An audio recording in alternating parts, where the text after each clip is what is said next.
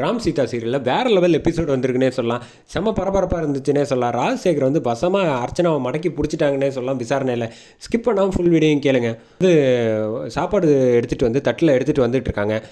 3 சில்வண்டுங்களும் வந்து உட்காந்துக்கிட்டு அழுதுகிட்டே இருக்காங்க. சீதா வந்து ஆறுதல் படுத்துகிறாங்க.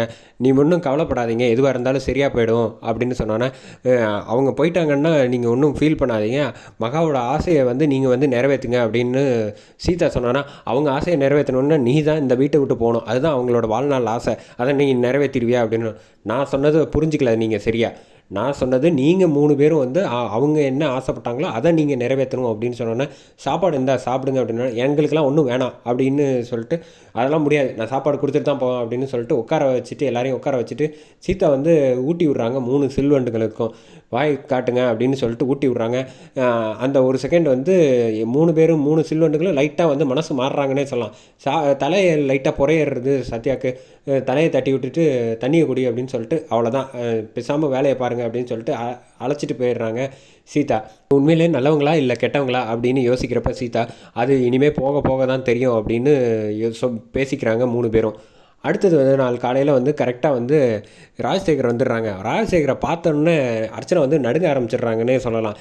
ஐயோ இவன் வேறு வந்துட்டானே, இப்போ என்ன பண்ணுறதுன்னு தெரியாமல் முழிச்சிட்டு இருக்கப்ப சேதுராமனுக்கு வந்து ஆறுதல் சொல்கிறாங்க. இப்படி நடக்கும் நான் நினச்சி கூட பார்க்கல அப்படின்னு சொல்லிட்டு ராம் வந்து ஆனால் விசாரணையை வந்து தொடங்கலாம் அப்படின்னு சொல்கிறப்ப, இவர் எதுக்கு வந்திருக்காரு தேவையில்லாமல் அப்படின்னோடனே, இங்கே பாருங்கள், முதல்ல வந்து என்கிட்டயே மரியாதையாக பேசுங்க, நான் வந்து இப்போ ராம் கிடையாது, ஆஃபீஸர், என்னோடய சீனியர் ஸ்டாஃப், அவர் மரியாதையாக கொடுத்து பேசுகிற வேலையை வச்சுக்க அர்ச்சனா அப்படின்னு சொல்லிடுறாங்க. ராம் தூக்கி வாரி போட்டுருது.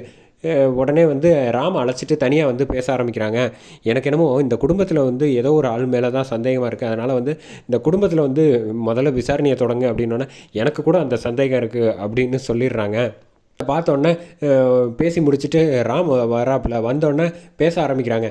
நான் வந்து முதல்ல வந்து குடும்பத்துலேருந்து விசாரணையை ஆரம்பிக்கலாம் இருக்கேன் அப்படின்னு சொல்லி பேச ஆரம்பித்தோன்னே, என்ன நினச்சிட்டு இருக்கீங்கன்னு அர்ச்சனாவும் சரி சுபாஷும் சரி 2 பேரும் பதட்டத்தில் உளர்றாங்க.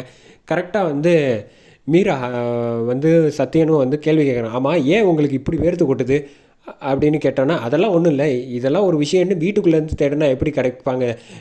ராம் வந்து முதல்ல கேஸ் எடுக்கிறான், இந்த கேஸ் இல்லாமல் வேற ஒரு கேஸ் எடுத்துக்கலாம்ல, மகா கேஸ் எடுத்துக்காமல.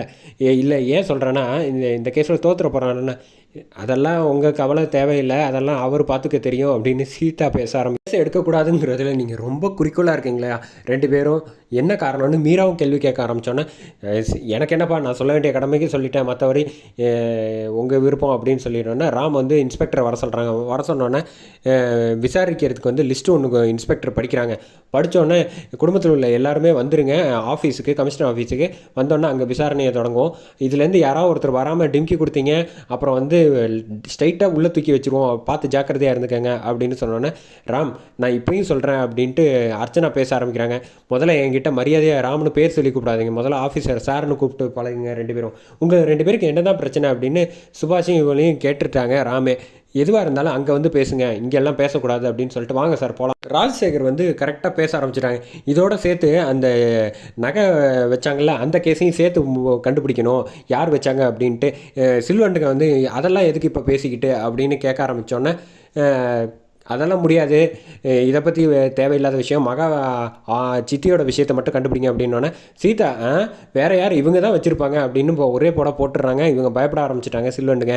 இங்கே பாருங்கள், அந்த கேஸை விட்டுருங்க அப்படின்னு சொன்னோன்னே, அதெல்லாம் முடியாது, அதுவும் ஒரு காரணமாக இருக்கும்ல, எப்படி விட முடியும், என் ஒய்ஃப் மேலே வந்து நீங்கள் வந்து இந்த பழியை போட்டு வச்சுருக்கீங்க, ஸோ இதுவும் இந்த வீட்டுக்குள்ளே நடந்ததுனால அதுவும் கூட ஒரு லீடாக இருக்கலாம், அதனால் அதையும் சேர்த்து பிடிங்க அப்படின்னு சொன்னோன்னே, இந்த அர்ச்சனா வந்து என்ன இவன் கூட சும்மா தான் இருக்கான் ராம், அவனுக்கு ஒன்றும் தெரியல, ஆனால் இந்த ராஜசேகர் வந்து போட்டு பிரட்டி எடுக்கிறாப்லையே, இவரால் தான் இப்போ நம்ம பயமாக இருக்கே, என்ன பண்ணுறதுன்னு தெரியாமல் முழிச்சிட்டு இருக்காங்க. முதல்ல கமிஷனர் ஆஃபீஸ் கிளம்பி வாங்க அப்படின்னு சொல்லிட்டு வந்துடுறாங்க. வந்தோடனே இங்கே வந்து எல்லோரும் ஒரு ஹாலில் உட்காந்துருக்காங்க. கரெக்டாக வந்து சீதா பேசுகிறாங்க. ஆமாம், இப்போ எதுக்கு இவன் தேவையில்லாமல் குடும்பத்தில் உள்ள ஆளுங்கள்லாம் வச்சு கேள்வி கேட்டுக்கிட்டு இருக்கான் அப்படின்னோடனே, கரெக்டாக வந்து சீதா உங்களுக்கு ஏன் இவ்வளோ வேர்த்து கொட்டுது? உங்கள் 2 பேரும் பேசுகிற மொழியே சரியில்லை, காலையிலேருந்து பதட்டத்திலே இருக்கீங்க, எனக்கு என்னமோ சந்தேகமாகவே இருக்குது அப்படின்னு சொன்னோன்னே, ஆமாம் எனக்கு கூட சந்தேகமாக இருக்குது அப்படின்னா சேது வந்து கிட்ட வந்து சொல்கிறாங்க அர்ச்சனா வந்து, ஏன் இப்படியெல்லாம் பேசுகிறாங்க, நீங்கள் எதுவுமே கேட்க மாட்டீங்களா, நீங்கள் 2 பேரும் நடந்துக்கிறத பார்த்தா எனக்கே சந்தேகமாக தான் இருக்குது உங்கள் மேலே அப்படின்னு சொன்னோன்னே அதிர்ச்சி ஆகிடுறாங்க அர்ச்சனா. ஐயோ என்ன இது எல்லாரும் இப்படி சொல்கிறாங்க, நம்ம ஃபேஸில் வந்து ரொம்ப ரியாக்ஷன் காட்டுறோமோ அப்படின்னு சொல்லிட்டு முதல்ல வந்து செல்வியை உள்ளே கூப்பிட்றாங்க. உள்ளே கூப்பிட்டோன்னா உங்களுக்கு மகாவை பற்றி என்ன சொல்லணுமோ அவங்கள எனக்கு சுத்தமாக பிடிக்காது, நீங்கள் ஒன்றும் சொல்ல வேண்டாம், நான் ஒன்றும் கேட்க மாட்டேன், உங்கள் மேலே எனக்கு எந்த கவலையும் கிடையாது, நீங்கள் என்ன வேணாலும் சொல்லலாம் அப்படின்னு சொல்லிட்டு என் காசை தரமாட்டேன்னு சொல்லிட்டாங்க 75,000 எனக்கு அது ஒன்று தான் வருத்தம். அவங்கள வந்து இந்த மாதிரி டுமில் பண்ணுறதுக்கு அந்த வீட்டில் வந்து ஆளே கிடையாது, எனக்கு என்னமோ சந்தேகமாக இருக்குன்னு சொன்னாலும் நீங்கள் தைரியமாக போங்க அப்படின்னு சொல்லிட்டு என்ன நடந்தது சொல்லி முடிச்சுட்டு அர்ச்சனா வர சொல்கிறாங்க. அர்ச்சனா உள்ளே வந்தோடனே விசாரிக்கிற ராம் வந்து ஸ்ட்ரைட்டாக ஏன் இந்த மாதிரி மகாவை பண்ணீங்க, மரியாதையாக உண்மையை ஒத்துக்கல, உங்களை உள்ளே தூக்கி வச்சிருவேன் அப்படின்னு ராம் கத்த ஆரம்பித்தோன்னே வந்து நடுங்க ஆரம்பிச்சிட்டாங்க நம்ம அர்ச்சனா. ஐயோ இவன் என்ன எடுத்தோன்னே இப்படி கேட்குறான், ஒருவேளை எல்லாம் ஆளை பிடிச்சி வச்சுட்டு தான் இப்படி பண்ணுவானோ அப்படிங்கிறாங்க. அதோட பயத்தில் எபிசோட சூப்பராக முடிக்கிறாங்க.